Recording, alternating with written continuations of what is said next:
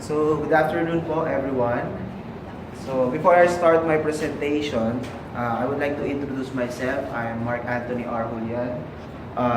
You could call me Coach Mark or Coach Anthony on Facebook. I have a lot of videos on YouTube with regards to cryptocurrency. Since 2015, I started this business, cryptocurrency, way back 2014 to 2013. I'm just doing my employment job. A lot of companies I've done with regards to employment that time. So I've done in sales and marketing, and a lot of companies like FMCG, paint companies, but unfortunately I didn't get any result. Not that's any regular result. What I'm telling is with regards to getting a result, pure result, like you're earning 7 digits. So that is my goal eh. Yun yung pinaka-goal ko, na magkaroon ng tinatawag na financial freedom. Everyone gusto po yung ganun, right? But unfortunately, with regards to sa section na yun, alam po natin na hindi natin siya ma-reach. So, yung ituturo ko sa inyo, I chose this vehicle na as far as I know, I'll already reach it. Yung sinasabi ko sa inyo. Because of this vehicle. Why? Sabi nga po ni Bill Gates, for sure, kilala niya siya. Sabi niya, the secret of success in the business is in detecting where the road will go and getting there first. So meaning, I chose this vehicle from a bicycle to a Lamborghini. That is my vehicle that day, since 2004. But starting 2015, I chose a Lamborghini. Which is that? That is the system of cryptocurrency. Why? Why I chose cryptocurrency? Cryptocurrency facts, over 2 billion have been invested in blockchain technology in 2017 alone. Blockchain is the system used in cryptocurrency. Yun po yung pinaka-core system ng cryptocurrency. Cryptocurrency is only one of the byproducts of blockchain. So a lot of companies today are already using blockchain in terms of what? In terms of their corporate operations, like managing accounting firms, logistics, inventory management, and so forth. So isa lang po yun sa function ng blockchain technology. And over 10,000 millionaires created with cryptocurrency in the last 5 years. Is cryptocurrency a business? No. It is only a byproduct of the blockchain. With regards to the real purpose of cryptocurrency, it is what they call upgrade version of mode of payment, money transfer, and banking system. The question is, sino bang gumagamit man? Lahat po tayo. Lahat tayo nagbabayad, lahat tayo nagbabank, lahat tayo nagpapadala ng pera. Yes, this is the upgrade version of that. In other words, yung perang ginagamit mo ngayon, yung paper bill, sooner ang gagamitin mo na cryptocurrency, regardless of gawin mo siya ngayon. Because it is already inevitable. Cryptocurrency market grown by 10,000%. Yes, since 2015, I started that cryptocurrency. The value of Bitcoin that time, or with regards to the market capitalization in the crypto space, is only 4 billion. What is the market capitalization today? It's 500 million. Nakita niyo kung gaano kalaki yung kinakain na chunk? So, way back 2017 December, it grew up to 793 billion market capitalization. Why? The value of Bitcoin increased up to 1 million pesos that time. Now, the value of Bitcoin is roughly how much? 500,000 pesos, right? So, it is increasing day by day. So, September 15, this also the day I started, the year started, 2015. Market capitalization is 4 billion now. It's already 500 billion. Half a trillion. So, the evolution of currency, cryptocurrency is part of it. Why? Because before, ginagamit natin tinatawag na barter system, right? Stone Age, barter system, then gold coins, then paper money, which is yung ginagamit natin, paper bill, fiat money, fiat currency, then card system, yung ATM cards nyo, then digital system, online payments, then what's next? Cryptocurrency. Meaning, again, it is already inevitable, regardless of gawin natin siya o hindi. And ano yung unang-unang cryptocurrency na create? Have you heard about Bitcoin? Bitcoin is the first cryptocurrency created way back 2009 with a value of 10 cents dollar or 5 pesos. Now, what is the value of Bitcoin? What is the value of Bitcoin? $500,000. If you bought 10 pieces of that, that's only 50 pesos. What is the value of that 50 pesos today? That's 5 million, right? Doing what? Doing nothing. So, before na ituloy ko po, magkukwento lang ako ng konti kung bakit ako na-engage dito sa cryptocurrency na to.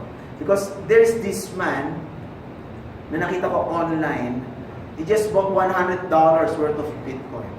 And naksumikat siya doon. After 3 years, alam niyo pong ginawa niya para lumaki yung pera niya? For God. Sa tingin niyo, mayroon gawin yan. Sino pong nakaka-forgot dito? Lahat po, di ba? Forgot means always in the negative aspect, right? Kasi pag kinalimutan, kalimutan ko yung asawa ko, nakalimutan ko yung text yung asawa, nakalimutan ko yung pera ko, always in the negative aspect. But with regards to the business, to sa perspective na ginawa niya, negative yung ginawa niya, pero it turned out to be positive. Why? The value of that $100, it increases up to $886,000. Medyo hindi kayo makarelate, no? Gawin natin peso. Yung $100 niya, na 5,000 pesos, naging 39 million pesos. Nang kinalimutan lang. Sino na naka-experience to? Nakakalimutan mo, nagkaroon ka ng 39 million pesos. Wala ko, di ba? So, ano nangyari? Yun yung nag-entice sa akin, why? Hindi pa lang yung mama nung may kinakalimutan ka. That's the power of this system called cryptocurrency. And that cryptocurrency is called Bitcoin. The first cryptocurrency. So, Bitcoin again started 2009. It was created by anonymously, the name, pseudonym, Satoshi Nakamoto. So, tao ba siya? We don't know. Pero for sure, baka tao siya. Pero wala nakakakilala sa kanya. Physically, wala nakakilala sa kanya. Kasi hindi niya nilantad yung sarili niya. So, itong system na to, create niya, ito yung panahon na meron tinatawag na GFC. Ano guys, sa GFC? Global Financial Crisis. Ito yung time na maraming bumagsak na banks all over the world. 2009. And this Satoshi Nakamoto sent a white paper, it's like a proposal, to the cryptologists. So pinag-aralan ng cryptologists na yan. 3 months, nakipag-communicate si Satoshi Nakamoto. And now, it's all been history na lang. Why? It's already been 27 million merchants accepting Bitcoin. And in terms of population, in terms of community, there's roughly 5% all over the world using Bitcoin. Not actively, but the point is they're trying to use it. Ako since 2015, nung naintindihan ko siya, I've been using it since then. Paying my Meralco bill, paying my Milad, paying my credit card, loading my phone. I'm earning 10% of that every time I load my phone. Diba? Ano pa? Sending money anywhere around the world, zero charge. Is that good? For example, 1 billion, mag-send ka para ka lang po ng-text. Pero I'm sending 1 billion worth. Ganun ka-powerful si cryptocurrency. The question is, how Bitcoin or how is a cryptocurrency being created? Paano ba siya ginagawa? It is created digitally. So ano bang ibig sabihin ng cryptocurrency? In detailed or in Google, pag tinype nyo, ang lalabas po doon, cryptocurrency, it is a digitally created currency based on advanced mathematical algorithm that uses cryptography. Sabi siguro may nag-question, pwedeng padalihin mo, sir? One word, digital money. So, hindi ko intindihin. So, digital money siya. So, it is being created by the system called mining. Anong ginagawa sa mining? It's like a block.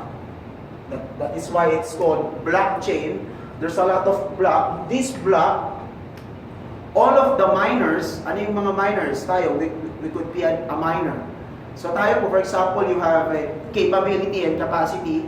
You have a hardwares, powerful hardwares, top of the line. You could do mining.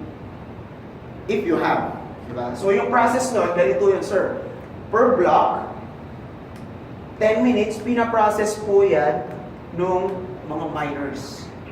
Tayo nakakonect dun. Same as dun sa mga transactions. Ano yung mga transactions? Like, you're loading, you're sending money.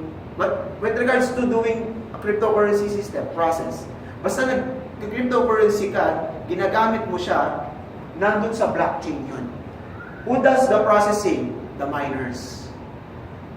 Ngayon, pag natapos po yun, within 10 minutes, natapos po siya, nagkakaroon po ng tinatawag na proof of work. Pag may proof of work na po, babayaran po yung mga miners ng ano? Cash or peso? No, it's Bitcoin.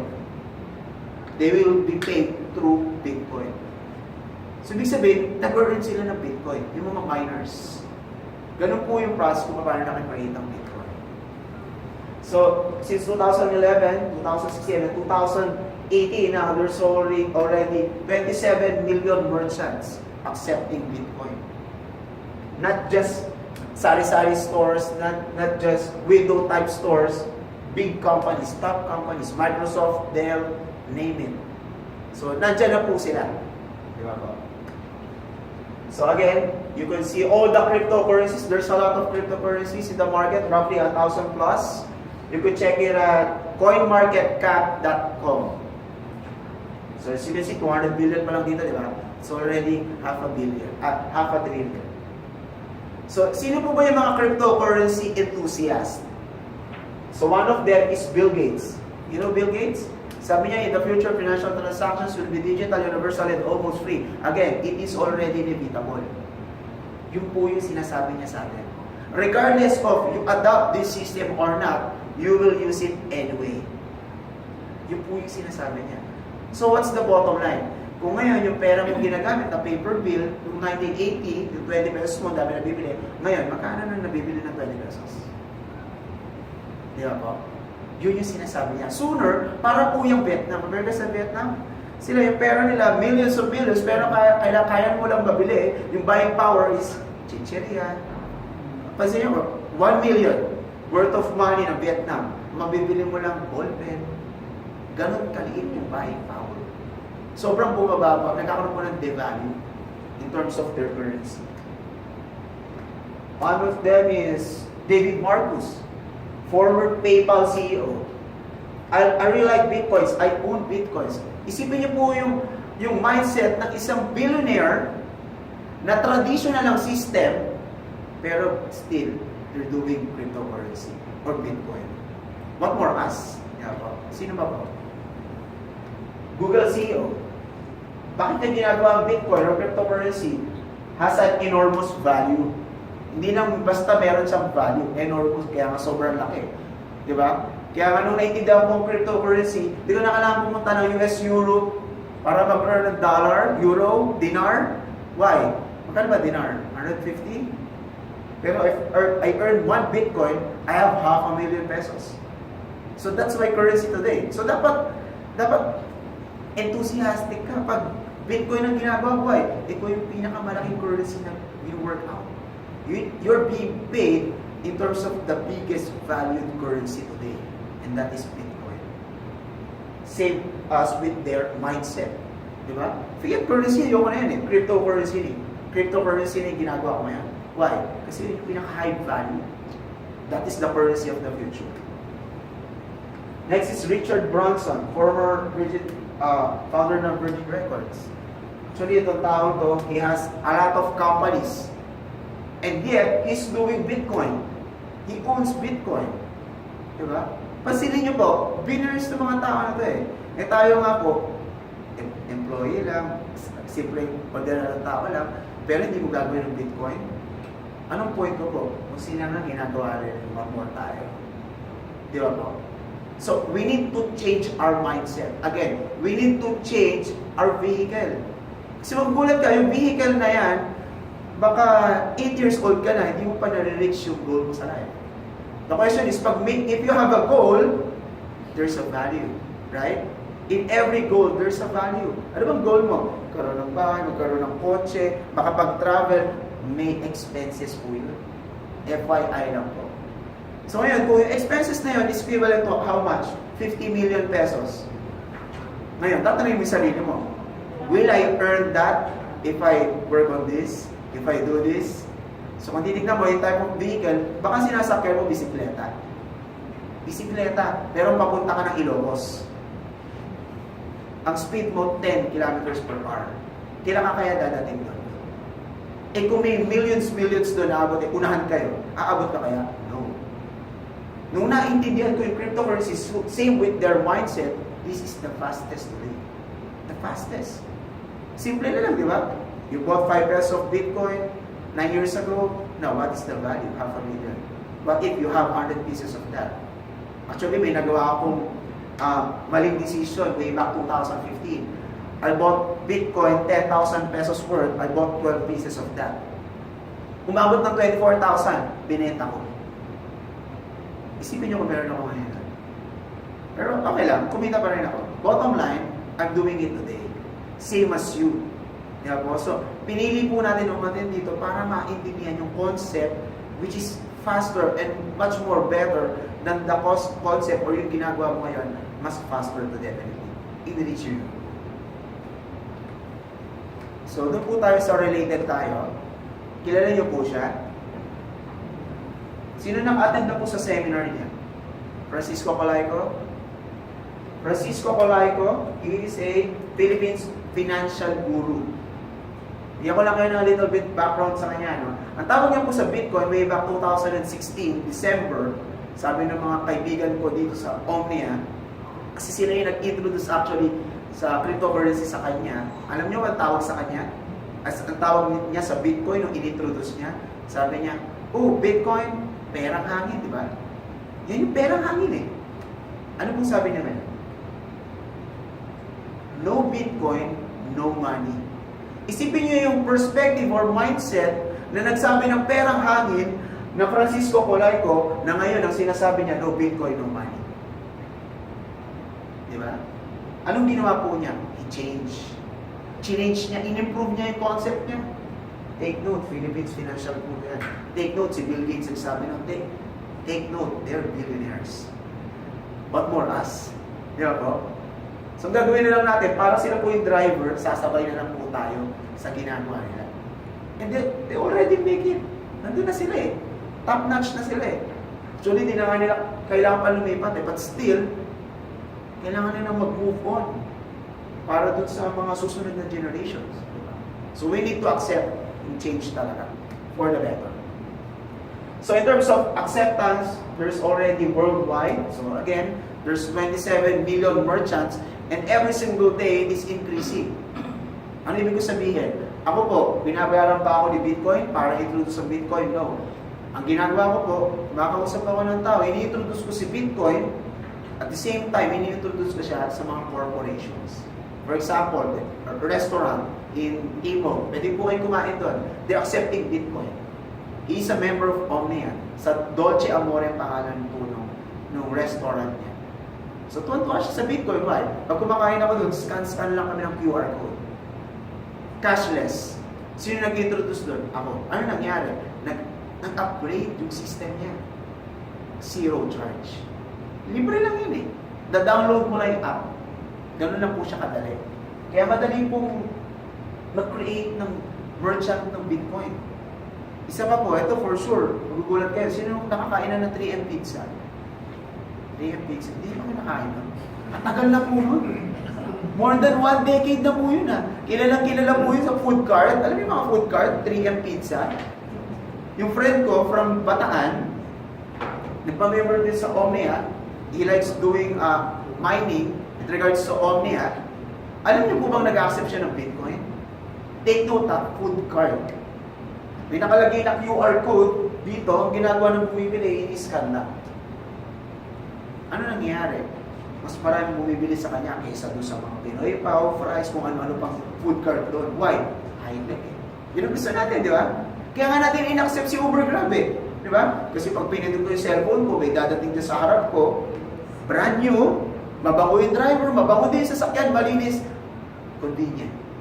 Diba? Bakit ako naman mag-taxi? Kasi pag nag-taxi ako doon, tatanggihan na ako, kukontratahin pa ako. Headache. Pagkagising ko palang headache. With this one, pindutin ko lang dadating. Relax. Diba? Mas convenient. Kaya sa akin, nung naintindihan ko ang cryptocurrency, it's all about convenience. Mas convenient sa tao, much more, mas adaptable. Kaya natin ina-accept yung mga ganitong systems.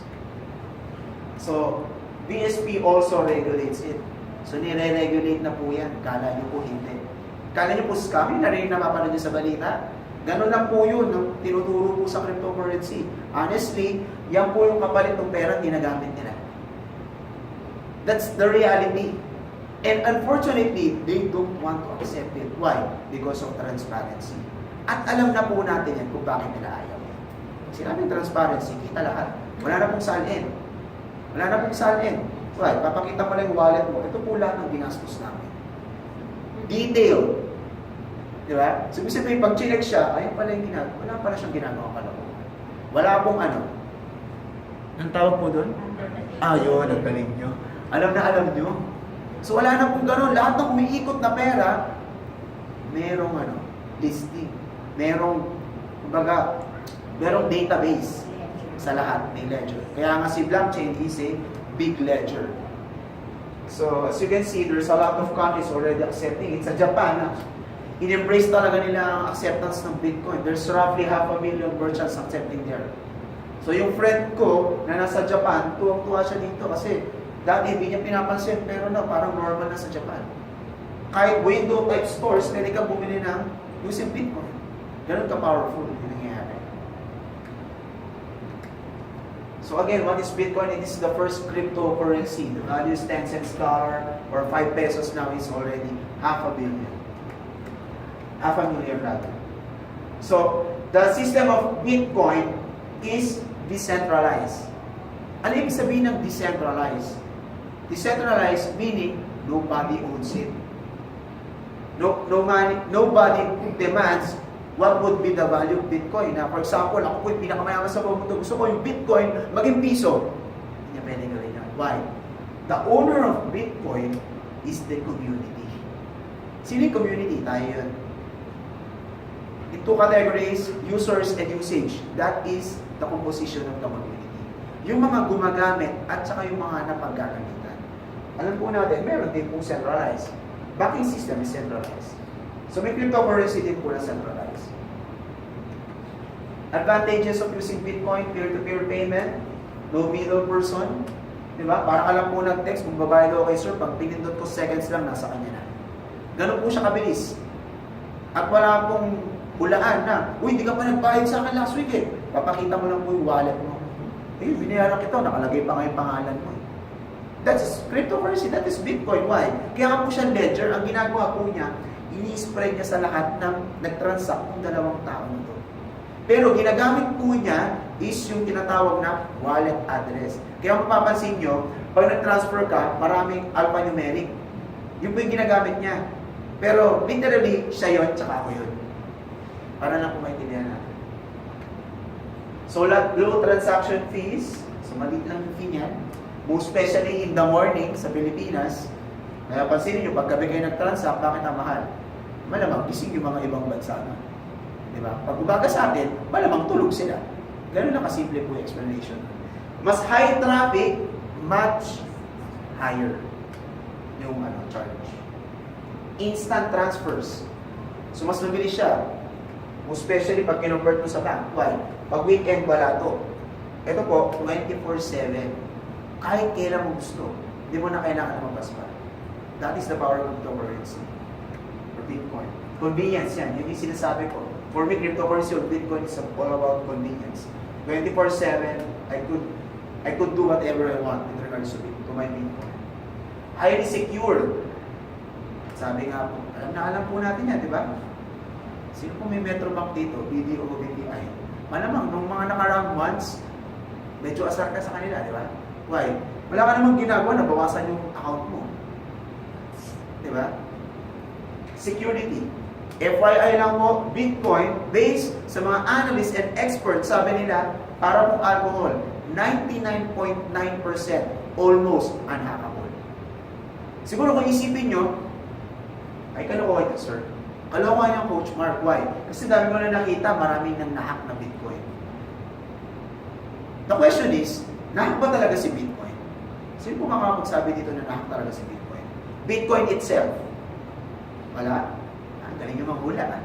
So, si Bitcoin never been hacked since 2009. But exchangers and wallets, sila yung nahack. Take note ha, Bitcoin itself never nahack. But exchangers and wallets, sila po yung nahack talaga. Para lang po malinaw. Protection inflation, because Bitcoin has only 21,045,000 coins na existing. Roughly ngayon, 4.2 million coins na lang yung minamine. So the question is, kailan matatapos yung mining? Kailan po matatapos yung mining? 2140. 2140 bago matapos ang mining. Buhay pa po kaya tayo, no? Tingin nyo. Hindi na, di ba? So another generation to. Anong point ko po? Yung ituturo namin sa inyong system in terms of earning Bitcoin, you will earn Bitcoin for the rest of your life. No charges, no renewal, no end of contract. Direct to wallet payout. Lifetime mining. Okay po ba yan? Parang hindi po kayo masaya, no? Ayun yun, no? Yung kada gising mo, may Bitcoin na naman ako. Tulog, gising mo, may Bitcoin na naman ako. Wala akong ginagawa. That is the power of Omnia. Through cloud mining. So again, the value of Bitcoin increases because of what? Law of supply and demand. Di ba po? So lumalaki yung community, lumalaki rin yung value ni Bitcoin. So yung malaman what would be the value of Bitcoin this year? Based sa forecast ng mga experts and analysts, a minimum of $40,000. Kano po yun? 2 million pesos. So to simplify everything, if you have 1 million today converted to Bitcoin, the value of that end of this year would be 4 million without doing anything. Okay po ba yun? Okay. Yun yung power ni Bitcoin. Di ba po? That is only this year. What more kung 2020? So yung malaman, 2020? $100,000? 1 Bitcoin? 2025, urong natin ng konti. 2025, 25 million pesos. 2030, 12 years from now, $1 million. 50 million pesos. 1 Bitcoin. But if you have 1 Bitcoin today, papalit mo ng next 12 years. Super multi-millionaire ka na. Wala kang ginawa nun. Iniwan mo na yung pera mo and it increases into value. Because it is in Bitcoin form, not in fiat currency form. Yun yung power ni Bitcoin. Why? Simple lang naman yan eh. Lumalaki yung community. Diba? Pag lumaki yung community, lumalaki yung value. Again, the community consists of users and usage. Users, based on a research, there's roughly 5%. What if it increases up to 10? Ano yung value niya? Kung 500,000 yan, magiging 1 million. Kung naging 20%, magiging 2 million. Pag naging so on and so forth, do the math. Multiply na lang po ng multiplier. And wala pa po yung mga big companies. Kaya kung makapansin nyo, if you're updated sa news about cryptocurrency or Bitcoin, nag-i-inject lang to sila JP Morgan ng malaking chunk ng pera, yung value ng Bitcoin, lumalaki. Wala pa po sila noon, hindi pa natin sila pinag-uusapan. And take note, recently lang, ilan na yung si Putin? Yes. From Russia? Sinabi niya, di ba?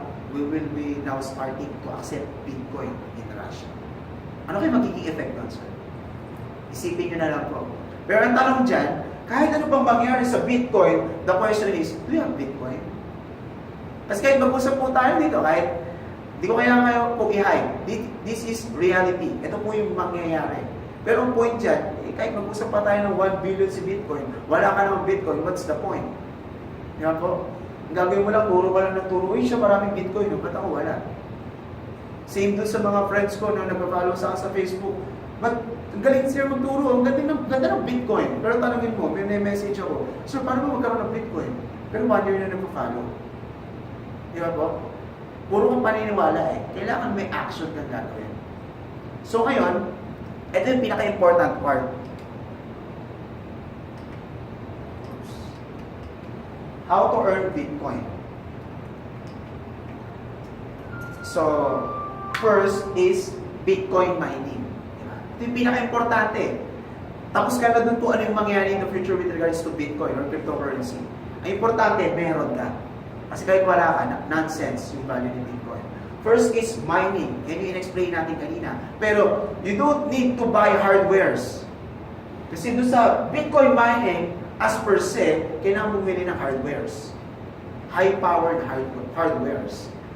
Diba? So dito po sa ituturo na with regards sa Omnia system, cloud mining po tayo. You don't need to buy hardwares. Omnia will be our partner in terms of that aspect. They own the hardwares, they will do the mining, we will just be partners with them. So meron din pong trading, di ba? Sino po nagte-trade dito? Trade, yes sir. America sa trade, like Forex, stock market. Sa cryptocurrency naman, there's Binance, Coinex, di ba po? Bitrex. Masarap po mag-trading if you have the knowledge. Why? Kala kasi nila madali. Pero pag nasa actual ka na, magugulat ka, yung pera mong 10 Bitcoin, baka pagising mo, 0.0001 na lang. Pag hindi mo siya naiintindihan. Why I chose Omnia or why I chose being a miner of Omnia? Because it is the easiest way to do it. I don't need to do anything. Just purchase a package and Omnia will do the mining. I will receive Bitcoin for the rest of my life. Yun yung power ni Omnia. Kaya mas pinili namin si Omnia. Omnia-Tech. Who is Omnia? Owner of Omnia, Robert Belgi. He came here November 26. We had a pre-launch here in the Philippines. We will have a Asian launch. Take note, not a Philippine launch. Asian launch this March 27 sa SNX. Malaki po yun. Asia po eh. Hindi lang po Pilipinas. So, Omnia started 2017, last year, operating 195 countries. Their product or their system is what they call hash power service provider. Siguro inisip nyo, investment yan eh. No, hindi investment company po si Omnia. Nami-mislead po lang tayo. So, binibili nyo po dito yung tinatawag na hash power. Yung po yung equivalent ng perang binili nyo. To simplify lang po, ganito lang po kasimple yan. Para po yung power plant. Yan po, yun ang po-provide na kuryente sa atin. Yung power plant po na yon, marami po yung investors. Yung mga investors na yon, pag nakabenta yung power plant ng electricity in terms of kilowatt hour, yun yung measurement niya, dun po siya babayaran. Same with Omnia. Meron po siyang tinatawag na mining farm, which is located in Iceland, Sweden, and what do you call this? In Europe. This year, February 15, they launched, nagkaroon tayo ng launching sa Austria. It will be the biggest globally in terms of mining infrastructure. So tayo magiging pinakamalaki. Not in clients, not in number of miners, but number of yung mining rigs or hashing power. So you can mine any cryptocurrency available in our catalog. As of today, ang pwede pa lang natin i-mine is Ethereum, Dash, and Bitcoin. Sooner, we could mine the top 20 cryptocurrencies. So lumalaki po ng lumalaki yan. Most especially, ready na po yung mining farm natin na pinakamalaki, which is located in Europe. So legally owned. As you can see, kung narinig yung updates kanina, yung mga earlier dumating, so nagpa-audit pa sila sa isa sa top auditing firm in the world. Ganun po katindi yung company natin. And they're not even starting it yet. Relax pa lang po tayo eh. Hindi nyo mapasin, ba't hindi pa tayo puno? Kasi hindi pa tayo nagsisimula talaga. Wala pa nga po tayo grand launching eh. Grand launching will be taking place in March 25. Pero sobrang tindi na po yung nangyayari. Kaya maganda rito, once na naintindihan mo siya, just be a member of Omnia. Sobrang dali lang nagagawa. Now, ano naman ang gagawin mo for you to earn Bitcoin or for you to be part of Omnia's mining farm or as a miner. You will buy a package. Yung package po na yun, may corresponding hash power. Ito po yung measurement kung gaano karaming Bitcoin yung marireceive mo. Depende po yan. Meron po yan daily, weekly, monthly. Paano mo po makukompute kung magkano yung ma-earn mo in terms of Bitcoin? Pumunta lang po kayo sa here, cryptocompare.com/mining/calculator. Ang gagawin nyo po doon, you'll input the hash power na meron ka, then mag-auto-calculate na po yan. Ganun lang po siya kadali. Yan po. And that's lifetime. The question is, paano niya nagagawang lifetime? Kasi marami namang mining companies na 300 days, 1,000 days, di ba? For us, lifetime. Simple lang po. Ang napansin niyo po dito, for example, you bought a elite miner. Meron siyang 1,100 mega hash, di ba? Pero yung payout, half lang. So yun po yung ginagamit, yung half for the OPEX. Kasi may OPEX yan eh. Hardware, pag bumigay yung graphics card, everything with regards to OPEX, operational expense. Pero yung half, yun yung binabayad sa rin. So meaning, hindi mo na iintindihin kung ano man mangyari dun sa facility. Sila na bahala dun. Why? Binayaran na po natin sila. In terms of hashing power. Ganun po siya kadagdag. So, for you to start, first, kailangan mo po muna, wala dito eh, kailangan mo po muna mag-download ng wallet. Siyempre. Yun ang pinaka-importante, di ba? Kasi pag wala kang wallet, walang pupuntahan yung Bitcoin mo. Baka sa akin po mapunta yan. Di ba? So, early Christmas yun. So, first, you must have a wallet. CoinsPH, ito po yung regulated dito sa Philippines. Si CoinsPH. So, once na nag-register ka dyan, pwede ka na po mag-start, select a plan. Pili ka ng plan from $149 up to $100,049. Hindi po siya directly converted into peso na 50:1 peso. Why? Kasi ang payment system natin is Bitcoin. Take note, big charge ang conversion ng Bitcoin. Hindi siya pwede fix na babayaran ko $50, 149, babayaran ko $149. Hindi. You need to convert it to Bitcoin. Next is, you will send it kay Omnia. And again, big charge yun, blockchain charge. So, hindi po siya fixed amount. Select a mining plan, then pay, babayad ka na po, using what? Yung CoinsPH nyo, yung po yung gagamitin nyo. After that, start na yung mining mo. Kailan mag-i-start yung mining? Once you pay. Not once you pay. Once you've been activated. Once na nag-activate ka na, makikita mo dun sa taas, upper left corner ng dashboard mo, nakalagay po dito, mining starts. 14 days, 30 days, so on and so forth. So after that 14 days, cooling period, mag-start yung mining mo, depende na yun. Daily siya, weekly, or monthly. Pero ang best thing doon, it is lifetime. Regardless of gawin mo siya hindi, you will earn Bitcoin for the rest of your life. Yeah. Ganun siya powerful. Bitcoin payouts. Not in dollar, not in euro. Kasi meron ako naririnig. We're into mining. We're mining Bitcoin. But payout is in dollar. Parang ang labo po, di ba? Parang ganito yun eh. Yung Bangko Sentral ng Pilipinas, naglabas ng pera. Ang lumabas, dollar. Pwede po ba yun? Di ba hindi? Kaya ang Bangko Sentral ng Pilipinas, ang ipiprint niya, peso. Same with mining. Pag nagbabayad ka ng Bitcoin, supposed to be, dapat yung payout niya, Bitcoin.